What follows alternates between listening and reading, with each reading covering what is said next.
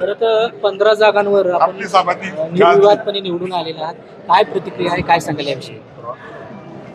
आज आदरणीय दादांनी मागील 5-6 वर्षात जे काही विकास कामाच्या माध्यमातून माझ्या मावळ तालुक्यामध्ये हजारो कोटी रुपयाचा निधी देऊन महत्त्वाकांक्षी प्रकल्प असतील, रस्ते, लाईट, पाणी या मूलभूत सुविधा गावात वाड्यापाड्यावरती राहणाऱ्या कुटुंबापर्यंत पोहोचवण्याचा प्रयत्न केला. आणि दादांच्या पश्चात खऱ्या अर्थानं माझ्या मावळच्या मायबाप जनतेनं प्रामाणिक आहेत, इमानदार आहेत आणि जो काम करतो त्याच्यामागं उभे आहोत हेच आजच्या मतदानातून त्यांनी दाखवून दिलं. परंतु दादा नाही आहेत आणि दादानंतरची पहिलीच निवडणूक आहे. नक्कीच आम्हा सगळ्यांनाच ती उणीव तर भासते, परंतु दादांचे आशीर्वाद आहेत. आणि सुनित्रा वहिनी आता उत्तराधिकारी म्हणून त्यांचं देखील आम्हाला पाठबळ मिळेल.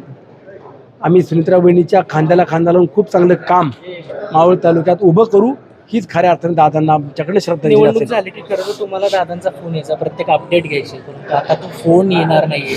काळाच्या पडद्याआड सगळ्या गोष्टी केलेल्या आहेत. नक्कीच की आता तेवढी तर उणीव किंवा ती कमतरता आज आम्हाला सगळ्यांना जाणवतीये, परंतु दादांच्या आशीर्वादानं आणि सुमित्रा वहिनींच्या पाठबळावरती आम्ही सर्वजण आता एकत्रितपणानं राष्ट्रवादी काँग्रेस पक्ष हा कुटुंब आणि मावळ तालुका आमचा परिवार म्हणून पुढे जाऊ.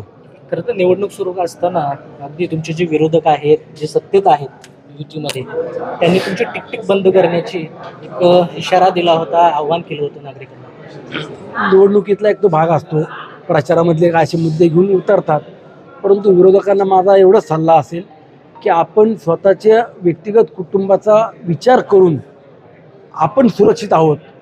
उद्या दुसऱ्याचं कुटुंब उद्ध्वस्त झालं, आर्थिक पार डुबून गेलं, कर्जबाजारी झालं तरी चालेल, आणि आपण निवडणुका लढा. ही जी काय तुमची गलिच्छ प्रवृत्ती आहे ती आता तुम्ही थांबवली पाहिजे. आणि आगामी काळामध्ये मावळ तालुक्यातल्या प्रत्येक व्यक्ती, प्रत्येक कुटुंब माझे समजून आपण पुढे आलं पाहिजे.